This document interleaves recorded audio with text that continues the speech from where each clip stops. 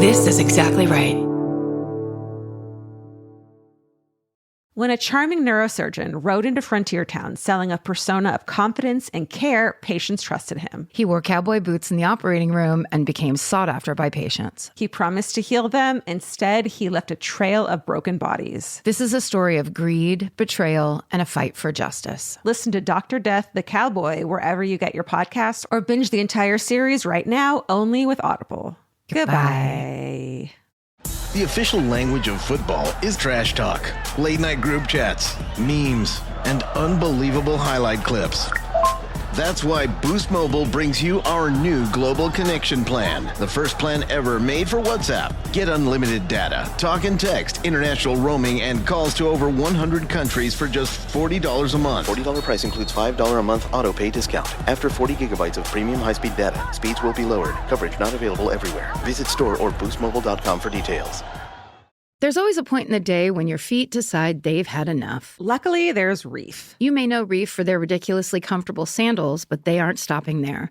The women's Neptune has everything you could ever want in a sneaker. The Neptune is a lightweight, everyday slip-on shoe with a crush back heel, so you can wear it traditionally or step on the heel and wear it like a slide. Lightweight, breathable, and easy to wear, the Neptune is the everyday shoe your feet have been waiting for. The Neptune makes me so freaking happy because my whole life I've been yelled at for crushing the heel of my foot. Because I want every shoe to be a slide, every shoe. And they actually make them that way. And it makes me so happy. Plus, they're super comfortable, they're light, and they're really cute. So check out the Neptune on reef.com and redeem 15% off your first purchase. Goodbye.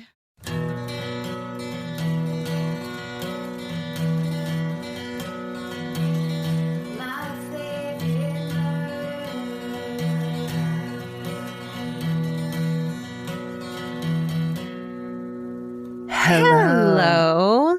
And welcome To my favorite murder. the Minisode. That's right. We read you your stuff. Also, we're videoing it for the fan cult. That's right. We have makeup on. Bonuses. Do you want to see us wearing makeup and me, the same outfit I've worn every day for 5 years in Georgia, a brand new vintage dress? Well, then sign up for the fan cult. One of the many things you get to have. Can you see? I have a little shiner. Why did Vince hit you right in the face? I know. It's so... Okay, Moses got his claw stuck under my eye. No. And it left a bruise. I swear it wasn't Vince. You can see there's a little scratch, too, to prove it. Jesus, are you okay? It was the scariest thing. I had this dress on, and I had this cute vintage brooch that I now know is haunted because he got so scared of it. He fucking flew in the air, got his claw stuck in my face. I had to like pry him out of it. And I have a fucking shiner. That's crazy. I mean, I can see it, and this is Zoom, which I don't have a ton of makeup on. Not great. Yeah. Really nice makeup, by the way. Thank you. Was your brooch shaped like a cucumber? No, why do cats hate cucumbers? Yeah, I mean, you see those videos? Oh, they lose their minds. Yeah, they go straight up in the air. Yeah, I had a cucumber brooch on. What was the brooch? It's just a beautiful old-timey, like jeweled thing like I like to wear. And clearly it's haunted because he fucking got so scared of it, and he's not like that. Spirits. That's crazy. Of whoever I got it from an estate sale from is clearly haunting it. I thought you said of liver. And then I was like, what? Oh, yeah. Liver what? Liver Feast from Fancy Feast? That's right. Do you know that my sister, this is how long ago we went to grammar school. My sister in kindergarten brought our cat Taffy to the pet parade at school. And of course, the second Taffy with nothing but her collar on, like no way to control a cat, saw a dog and scratched my sister directly under her eye. Directly, like she could have, it was half an inch away from losing her eye. She had that scar for a long time. It took a while to go away. But it was just like thinking, we've talked about this, I know. Yeah. But it's mind blowing to be like, oh, kindergartners, 5 years old, bring all your pets to school. Oh, totally. That you're now responsible for whatever happens. Are they going to bite another kid? Don't matter. This was not when parents went to school and stood behind their children all day long, which is how they do it now. But this is also when, like, you didn't sue if a dog bit a kid. It was like, well, the kid shouldn't have been near. Vince had a dog, and he's apologetic for this name now, but it was named Christopher Columbus.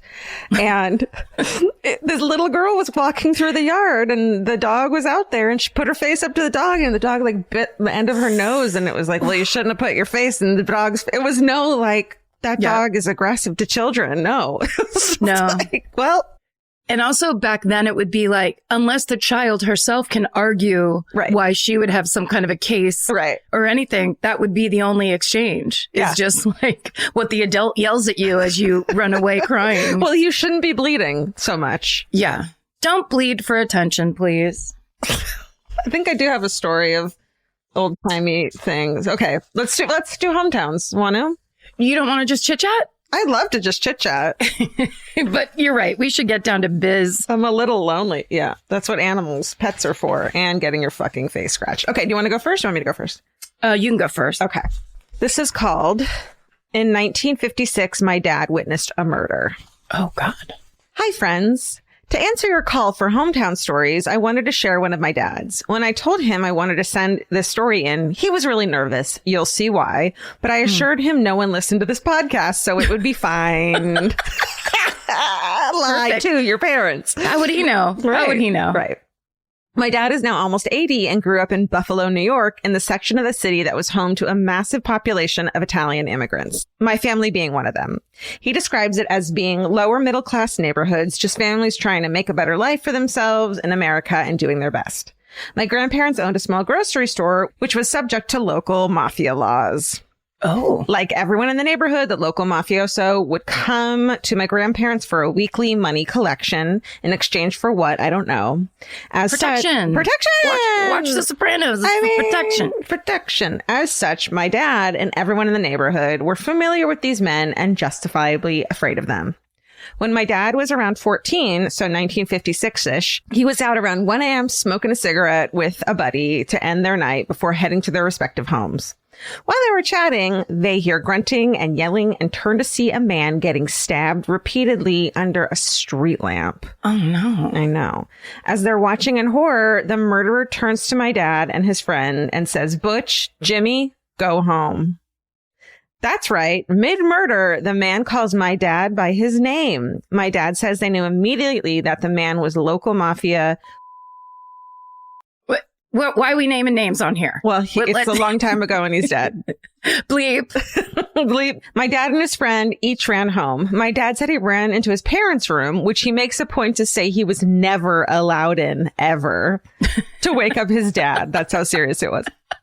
Freaking out, he tells my grandfather that he just saw stab a man to death. My grandfather reached his hand from under the bed covers, grabbed my dad's lips, and squeezed them shut.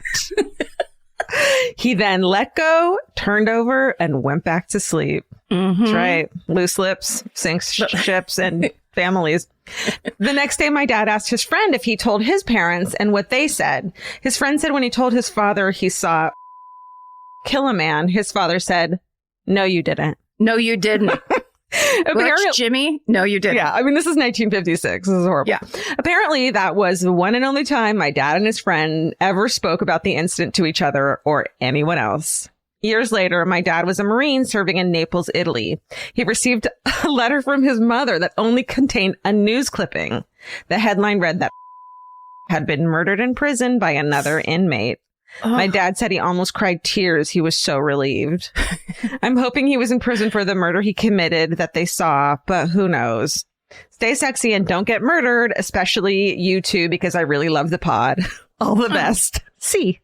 God, there was a lot of murder in that email. Yeah, it's what we asked for. And I feel like true, but once an episode, we got to have something. Dang. I mean, the trauma of being a child, witnessing something that horrifying, and then everybody being zipped the lip. Yeah. It's like you go against what the morals that you learn. Like that's not supposed to happen. And it's like, well, shut up about it. Well, and also, if you live in where the mafia rules, there is no option. No, there is no. It's just like a Bronx Tale. It is like a Please. Bronx Tale. Beautiful movie. Beautiful movie. Love that movie. Yeah, me too. The subject line of this email is Licking your finger very delicately. And Karen's now a secretary from the 1950s. I'm playing a character for that fan call. Oh, yeah, for the video. Yeah. If you want to see how that looked, watch the fan call video. It was amazing. I drew from all of my college theater classes. You mean theater? I mean theater. Okay. The subject line is guess who's coming to dinner? A serial killer. Oh, fuck. Karen, Georgia, and MDM fam. What's MDM fam? It's got the wrong letters in there? Yeah. Oh, no. MDM. MDM might be a drug the kids do these days. That's us. And here at Exactly Right Network, we force people to take drugs. The old MDM fam. When I was around 7, my older sisters and I stayed with our grandma in a suburb of Albuquerque while my mom was constantly out of town working. Well, my grandma was a bit naive to the ways of teens, and my sisters took full advantage. This included, but wasn't limited to, sneaking pot seeds into her garden and her growing beautiful, huge pot plants. Oh my God. Only to have her burn them when she found out what they were. Oh my God. As such, we constantly had people in and out of the house doing typical early 80s drinking and smoking. And as big sisters do, they would have me put on early SNL skits for them and their friends. Rosanna, Dana, Rosanna, Dana being their fave. So back to the nefarious part. One day, my sister brought home a stray guy, Sonny, to hang out. No one blinked an eye except for me. His creepy Coke bottle glasses and his older age set my inner Charlie's Angels radar off, and I avoided him. He ended up staying a few nights at our house, eating with us, watching TV, sleeping, day-to-day stuff, until one morning, after a few days, he was gone, to my relief. Fast forward a week later, and I walked in on my middle sister on the phone, my mom, grandma, and oldest sister huddled around her. She was on the phone talking to the police about Sonny. Turns out he had murdered his wife with a hammer, put her in a trash bag, and tried to burn her body. He then befriended my sister at some suburb party. After he befriended? He killed the wife before he came and stayed with a bunch of women. Right. He then befriended my sister at some suburb party and, unbeknownst to her, came to our house to lay low, unintentionally, basically. Holy shit. And then it says, this is where my love of true crime began, and the story ends. Or does it? I found out Sonny had previously been Marion Albert Pruitt, who in 1979 was given $800, a new name, Charles Sonny Pearson, and placed in the Federal Witness Protection Program after testifying about a murder in Atlanta. When he was caught a few months after hiding out at our house, he had admitted to killing 4 other people, but denied killing his wife, Pamela Sue Barker, a.k.a. Michelle Lynn Pearson, because she had also been in witness protection. Eventually, he was executed by lethal injection in Arkansas in 1999. So long story short, not only did we have a slumber party with a killer, we had a witness-protected serial killer casually living with us. Holy fuck. Well, stay sexy and only perform SNL skits for family. No name. God. I mean, this is a murder up chock full of murder. MDM all the way, baby. MDM. What podcast is that? Because that's like, it's multi-level marketing, but for true crime where you have to have at least 3 crimes within the email. Wow. That's right. That is hardcore. It's intense. More than a brush. Yeah. All right. Yeah. This is called, and this one just gives me chills, the one where the garage door almost killed me. Oh. One of these. Hi, all. I was a child. It was the 80s. I could stop here for the story's sake. I will continue. I was 5. My sister was 8, and my mom entrusted us to a babysitter who half cared about watching us and mostly cared about watching TV. We were playing outside, and after a while of running around and playing silly games, we decided to play Dodge. Dodgeball, you ask? No. We started to play Dodge the Garage Door. My sister would press the garage door button when she's 8, the sister. as she was the only one tall enough to do so. Oh. And we would run toward the closing door and slide underneath to the outside. I remember playing this at a friend's house. We lived in a condo, so we only had what are those called? The ones that pull down? No. We had the parking. Like a overhang. Like overhang. Yeah, we didn't have a garage. So I definitely played this at friends' houses. And I feel like living in a condo complex probably saved my brother's life from doing this. For sure. You know. Carport. Sorry, I had to remember it. You gave me a gift. So we would then run inside the front door, go around to do it all over again. The exhilaration we felt as we Indiana Jonesed our way under the door was impalpable. It's palpable. Palpable. It's not in. It's not in. It means you can feel it. Palpable. I knew that. Yeah. The closer to the ground it got, the more accomplished we felt. My sister hit the button and we waited for the gap to become challenging enough for our superior skills before we made a break for it. Fuck. This is how it goes. The children's games, they start innocent enough. They start kind of easy, but then they have to progress. Right. Right. Because you have to get hurt at the end. Like children's games have to end in crying. Or yes, they don't count. Because it's daring and risk and like you're being a baby if you don't do it. Right. You know, my sister made it through. I did not. This is terrifying. I don't remember if I slipped or if it was because my little feet were just not fast enough.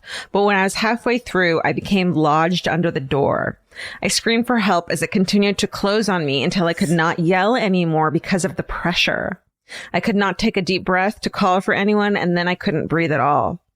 I felt the door on my back bearing down. Not being able to breathe when you're desperately trying to do so is terrifying. And I feel like it's cases like this, you can't have a garage door that just doesn't have a sensor anymore. Yeah, I'm sure that's why. Right. My little kids fucking around Indiana Jones style. In the 70s and 80s. Yeah. And maybe the 90s. My sister was watching outside in horror. Just when I started to think I'm really in trouble here, I felt the pressure lift.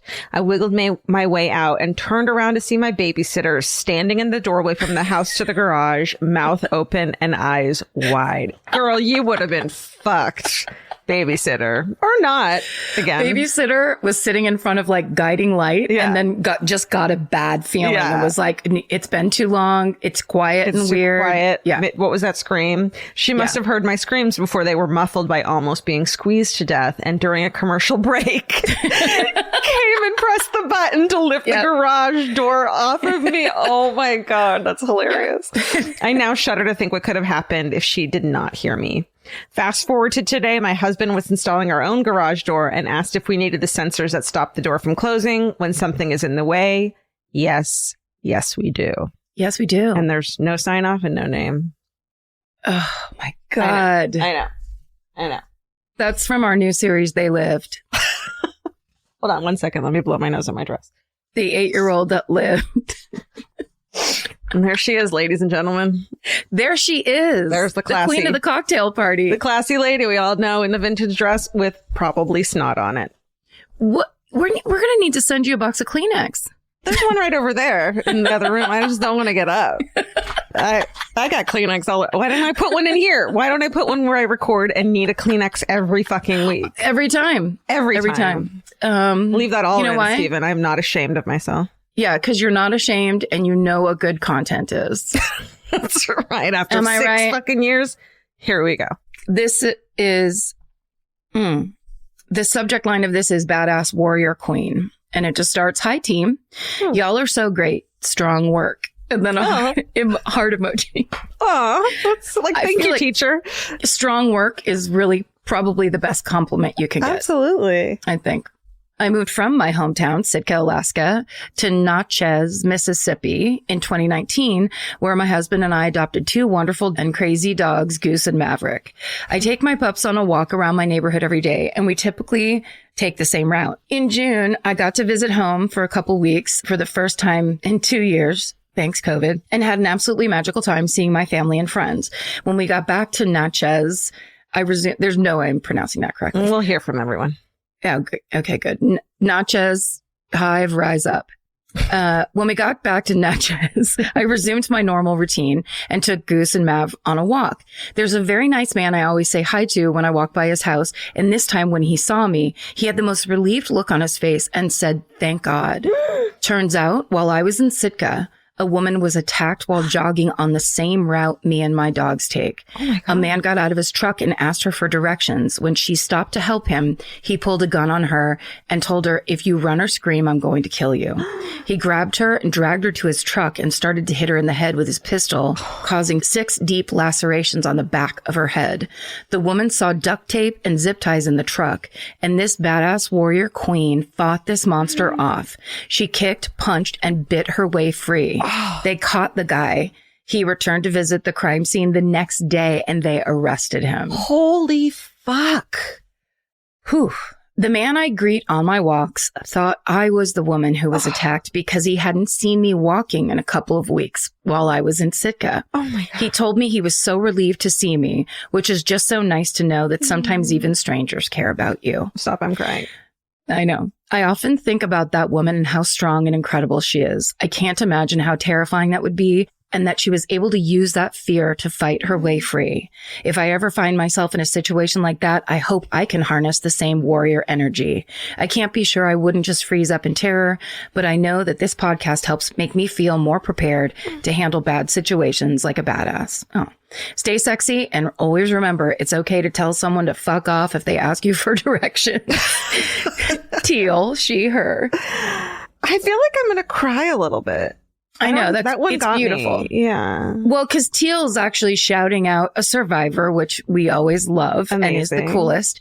But also, here's what I really like, because yes, it's funny to end it that way. But what I think is really beautiful is this woman is part of her community and her neighborhood, and so she's not saying fear every person around you, fear every man, don't say hello to whatever. She knows that man who kept an eye out for her. Yeah. Somebody was keeping an eye out for her. It's good to make those connections in your community. Yeah. But if some person giving you bad vibes is just driving by wants you to come over to their truck, You can tell them to fuck right off. And you can absolutely tell them to and you fuck bite off. and scratch and you fight fucking dirty and you do what you got to do to not get in that car, because that's just, you know. I think maybe because I've been walking Cookie ever since I got an adorable puppy who wants to meet every single person. And now people know us in my neighborhood, and I know who we wave at each. And it just feels really, it's like my first real neighborhood where I own a home. And it just kind of, there's like a couple people that we're really good acquaintances with, I should say. Which is the best way. Exactly. Neighbors wise, that's the best way. No. But also, it's good. That's the power of community. Yeah. It's like you should be saying hi to people and have people know you. And that's like, we're the ones in the garage drinking beer all the time. She's the one pinned under the garage door drunk with a beer can in her hand. What's up? I got a Paps. I'm fine. What's up? We're playing the game. Indiana Jones.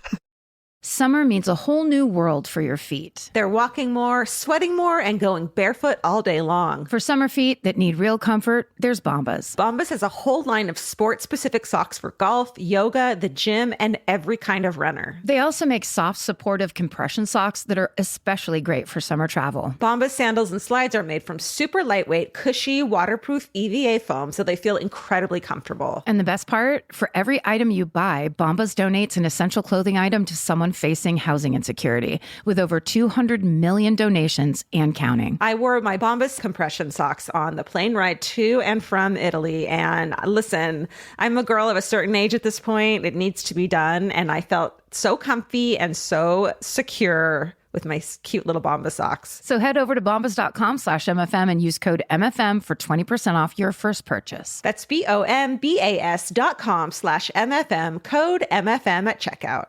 Goodbye. This podcast is brought to you by Squarespace. Every successful small business starts with someone saying, I wonder if people would actually buy this. Squarespace gives you everything you need to find out. From consultations to events and experiences, you can showcase your skills with a customizable website designed to attract clients and grow your business. With Squarespace's collection of cutting-edge design tools, anyone can build a beautiful, professional online presence that perfectly fits their brand or business. Get paid on time with professional invoices and online payments. Plus, streamline your workflow with built-in appointment scheduling and email marketing tools. Head to squarespace.com/murder for a free trial. And when you're ready to launch, use offer code MURDER to save 10% off your first purchase of a website or domain. Goodbye. Every piece of furniture you own has a story. Sometimes it's an heirloom, and sometimes it came with the house because it was too heavy to move. If you're ready to start a new chapter with your home decor, there's Article. Article makes it effortless to create a stylish, long-lasting home at an unbeatable price. They take great care in curating their collection, focusing on pieces that stand the test of time. We've talked about Article for a long time. There are pieces in that catalog that are so affordable that are room changers. And if you go through there and there's like a little something you don't even realize you need it until you see how they have stuff set up or what style combinations that they're doing with. They do the boho chic. There's mid-century. It's a little bit modern. It's something new. Like there's so many choices in there and it's not going to break the bank. As someone who's interested in tons of different styles and time periods, Article covers them all in one place. I love that. I know I've mentioned already how much I love my entryway table, but I swear to God, because the path that it's on, I pass it 4 times a day. And I love it more every time. Article is offering our listeners $50 off your first purchase of $100 or more. To claim, visit article.com/murder, and the discount will be automatically applied at checkout. That's article.com/murder for $50 off your first purchase of $100 or more. Goodbye.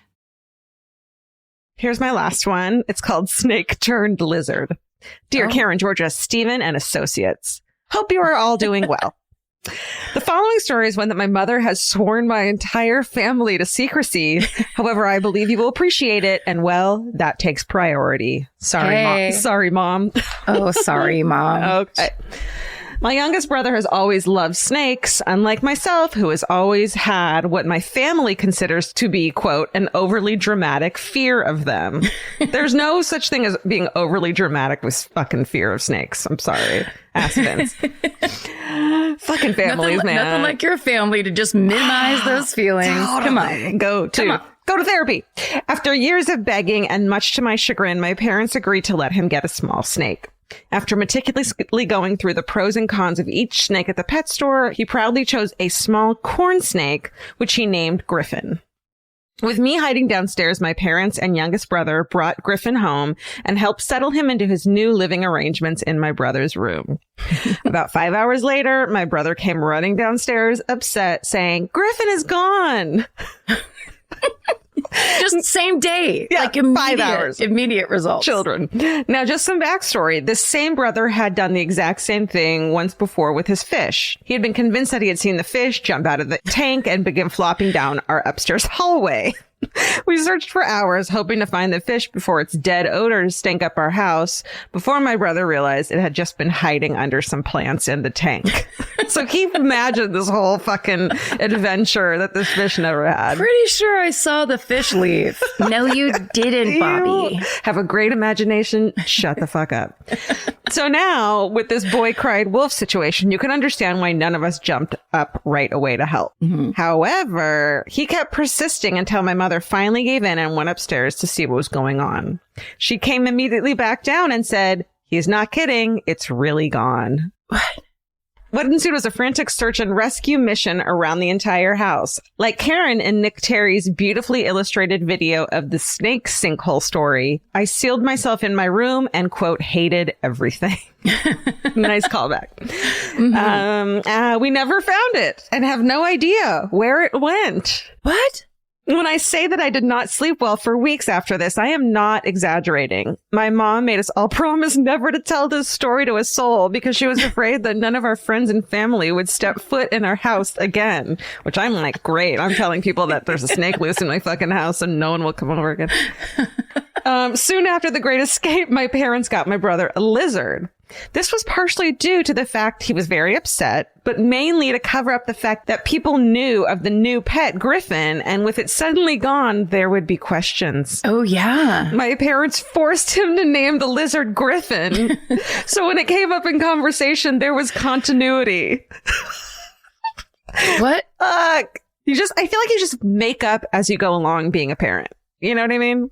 Entirely. And also what those parents were worried about. It's so hilarious. It's like, we can't have the neighbors thinking that there's a loose snake, which is like, probably 8 out of 10 children that get pets Like that, those kinds of pets disappear within the house at some point or die immediately. Yeah, we need these stories, you guys. Please. This all happened about 10 years ago, and to this day, no one outside of my household has any knowledge of it. But don't worry, no one listens to this podcast.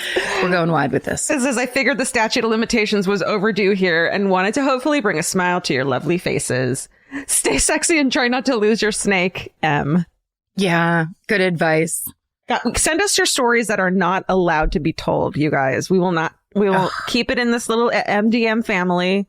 No one will fucking know but us. Only the MDMers. This is a safe space to tell on your family. I also feel like M got what they call phobia immersion therapy. Right. With this snake. Just like, could be anywhere. Yep. Good night. Good night. Night. Go to bed. You live in the basement. Okay. Here's my last one. Okay. Subject line, I'm going to only read half of it. Embarrassing checks. Hi, MFM fam. They must mean an MDM fam. Karen's recent story about Simpsons checks unlocked a memory that I had repressed for reasons you will soon learn. I grew up in a very rural area of Nebraska, and I was a quote-unquote slightly effeminate child. And then in parentheses it says, read flaming homosexual. Who wanted nothing more than to take ballet class with my female classmates. After being denied my proclivities for dance at a young age, I waited for a chance to express my softer side. The opportunity arose when I was given the freedom to select the background for my checks for my very first checkbook. At the ripe age of 13, and then there's some dashes and it says, do teenagers still get checkbooks? No, Grandpa. No one has checkbooks anymore. I was so thrilled to be able to choose the background image for my checks. A variety pack of kittens. Little kittens playing with yarn and cuddling in piles of kitty delight. These were the backgrounds that I felt fully expressed my newfound financial independence. I didn't have a ton of uses for checks as a high schooler, so my 200 pack of kitty checks lasted throughout college. Oh my God, I love it so much. He's down at the pizza place. Could I write you a check for some quarters for the Pac-Man machine? Please let me get rid of these fucking checks. Please. Pizza place. He was always on like 007 in that check pack. My bank's mascot is a bear. So when I graduated to another set of checkbooks, a wildlife scene of bears anointed my next book of checks. This also feels fitting as I evolved from a kitty obsession to a newfound identity as a bear in the gay community. Yay! Congratulations. Thank you, Bank of the West, for allowing this little country boy to express his sexual interest through checks. Beautiful. It's beautiful. Much love to the MFM family for keeping me sane through the quarantine. I'm moving to Denmark next week, and I will bring my true crime obsession to the Danes. XOXO, Joshua. Joshua, congratulations on becoming you. Just a beautifully written email all about your journey. We are here for it. We are. It's so hilarious. In the middle of Nebraska where, 14 people live, he's just like, check these checks out. Yeah, he'll take whatever he can get as far as like just being able to show him his real self a teeny tiny bit. Just a hint. A hint. Hey, speaking of a hint, this is your hint to join the fan cult because we're about to record a mini-sode for the fan cult and also this video and a million more videos are all still up there and it's cheap and it's fun. The end. And it's fun. And there's more extras every day. Yep. Soon we'll have our own checks. Could you imagine? My favorite word, check. Bring checks back. Thank you. Write in at myfavoriteMurder@gmail. Thank you guys so much for listening. We're big fans of yours, MDM yes, fam. We are. Yeah. MDM forever. Stay sexy. Don't get murdered. Goodbye. Elvis, do you want a cookie? This has been an Exactly Right production. Our producer is Hannah Kyle Crichton. Associate producer Alejandra Keck. Engineer and mixer, Steven Ray Morris. Researchers, Jay Elias and Haley Gray. Send us your hometowns and your fucking hoorays at myfavoriteMurder@gmail.com. And follow the show on Instagram and Facebook at My Favorite Murder and Twitter at My Fave Murder. And for more information about this podcast, our live shows, merch, or to join the fan cult, go to myfavoriteMurder.com. Rate, review, and subscribe. He's dribbling the ball with everything on the line. He's driving down the pitch. He's facing price hikes and cuts past him. Carrier Contracts tries to block him. Oh, he leaves him in the dust. He's at the edge of the box. He cuts past the nonstop group chat trash talk. He clears on goal. He shoots. Goal! Unlimited data for $25 a month forever! Visit your local Boost Mobile store today to get unlimited data with a price that never changes. Boost Mobile. After 30 GB, customers may experience lower speeds. Customers will pay $25 a month as long as they remain active on the Boost $25 unlimited plan. By now, you've probably heard of Reef. They've been making iconic sandals forever. But what you might not know is that they also make ridiculously comfortable everyday shoes. The Neptune is a lightweight, everyday slip-on shoe with a crushed back heel, so you can wear it traditionally or step on the heel and wear it like a slide. Lightweight, breathable, and easy to wear, the Neptune is the everyday shoe your feet have been waiting for. I feel like so often you have to sacrifice cuteness for comfort, which is so annoying because I want both all the time. Everything has to be cute, but also I'm old and I want comfortable shoes. So I feel like the Neptunes are the perfect answer to that. Yeah, I love how cushy they are. They're like, they go with everything. They're really cute, but your feet are like on little clouds. Check out the Neptune on reef.com and redeem 15% off your first purchase. Goodbye. Hey everyone, it's Cal Penn. I'm inviting you to join the best-sounding book club you've ever heard with my podcast, Hearsay, the Audible and iHeart audiobook club. Every episode, I nerd out with amazing guests and dive into the best new audiobooks available on Audible. It's the book club for your ears. Listen to Hearsay, the Audible and iHeart audiobook club on the iHeartRadio app or wherever you get your podcasts.